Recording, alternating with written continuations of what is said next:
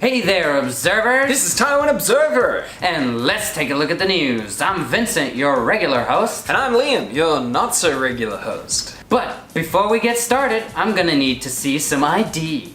Ooh! Your national ID design entry, that is. Yes, that's right. The Ministry of Culture and the Ministry of Interior have set up a competition to find Taiwan's next national ID card design. If you have a design that you would like to submit, you can go to the website and submit it there. They have been receiving entries since April 21st and will do so until May 11th. The winning team will have their design used as the basis for the next national ID card and will receive 120,000 NT for their efforts. The contest has sparked a lot of debate in local media and amongst netizens online. A lot of the controversy is around national identity, gender information, marriage information, and also family privacy. The site hosting the competition was hacked by anti-secessionist hackers who put messages asking secessionist forces to please stop, and also redirecting the top two cards when you clicked on them to the Chinese government website about anti-secession laws. Many foreigners have suggested something like the ARC card because it has more security features and even looks a little bit better than the current national ID card. So, do you think the card needs to be improved, or do you think it's fine the way it is? Have you checked your oil recently? I don't mean your car or scooter oil, I mean your cooking oil. Oh no, not again! Get a hold of yourself, boy! The specter of dirty oil still hangs over Taiwan 3 years after the TingHsin oil scandal rocked the nation in 2015. But the case hit headlines today again as the main culprits had their not guilty verdict overturned and are now going to prison. TingHsin's boss, Wei Yizhong, received the maximum sentence of 15 years imprisonment. What do you think about the case? Do Wei and the others deserve to be behind bars? Will this case act as a precedent and send a warning to others in the food industry to follow regulations properly? Overall, how do you feel about food safety in Taiwan today? Has it improved in the last 3 years since the scandal? We'd love to hear your thoughts. Hey, do you hear that? What is it? It's the sound of the police! It's the sound of the beast!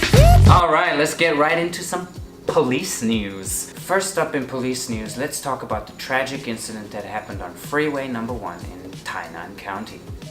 Apparently, while giving a ticket to a truck driver, the truck driver and two police officers were standing between the truck and the car on the side of the road. As the three men were standing there, another truck driver fell asleep at the wheel and veered off course, slamming into the back of the parked truck, which resulted in the death of all three men. Maybe now the government will think about handing down tougher punishments on companies who overwork their drivers, especially since the truck driver who fell asleep at the wheel was overworked, working 22 days straight, more than 12 hours a day, and exceeding the legal limit of 46 hours of overtime a month. These violations amounted to a 3 million NT fine for the trucking company. However, many netizens don't think that this is enough. Maybe now the government will think about handing out tougher punishments to companies who violate the labor law, and maybe they'll even consider prosecuting the head of this particular company, since this is not the first time they've been fined for labor violations. What do you guys think? Do you think that they did enough? Well, in other road-related police news, an officer this week who was driving under the influence crashed into 7 vehicles. That's right, 7. 1 car, 5 scooters, and a bicycle. That's almost a clean sweep. I think he's just missing a pedestrian to get a full strike.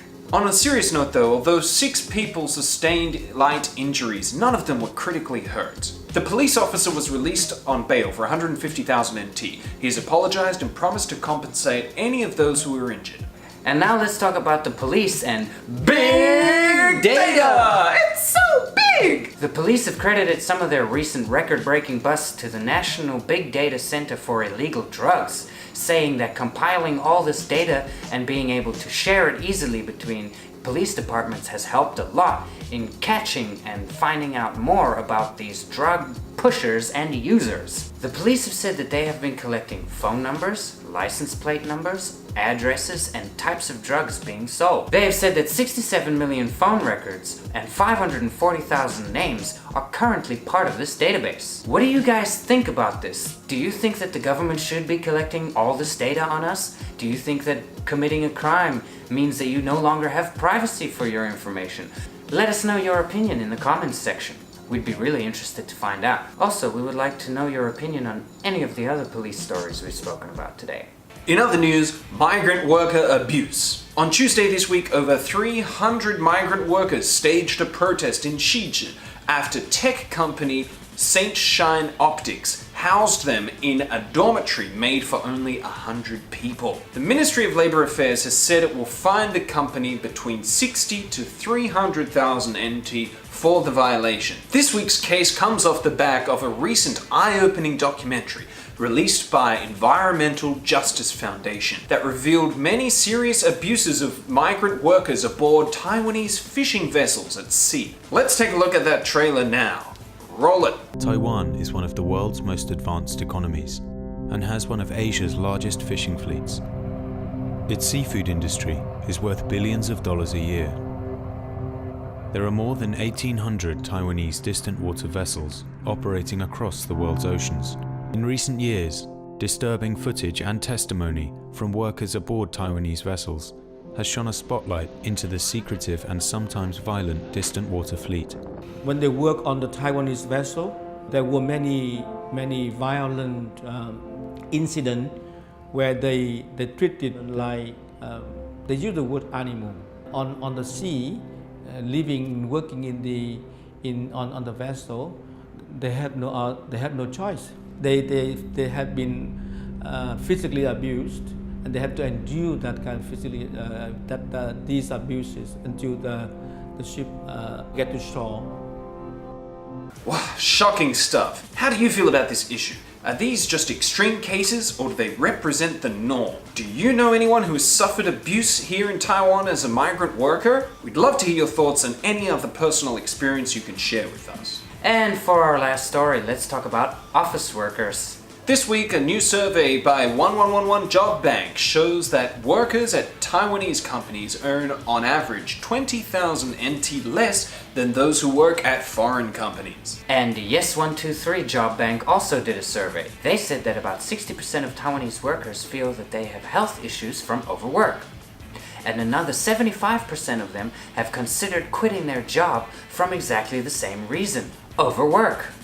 So, do you guys feel overworked? Or even underpaid? We're always interested in finding out more about how the community feels about these sorts of things that affect them directly. That concludes our show. If you want to know anything more on what we spoke about today, the links are in the description. And remember guys, sharing is caring, so please help us share this video. If you care about Taiwan and you want more people to know about the news and what's happening here, the best way to do that is to share. Please show your support and share these videos. We'll see you next week, same time, same place. Taiwan Observer, out!